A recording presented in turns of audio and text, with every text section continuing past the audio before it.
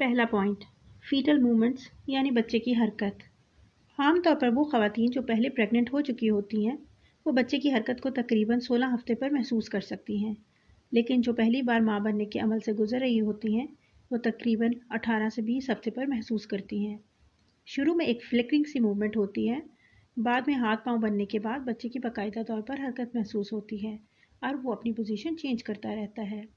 اگر وہ 2 گھنٹے میں 10 مرتبہ حرکت کرتا ہے اور ماں کو بچے کی موومنٹس اور ککس محسوس ہوتی ہیں تو یہ ایک صحت مند بچے کی نشانی ہے۔ دوسری نشانی، فیٹل گروتھ یا بچے کی نشوونما۔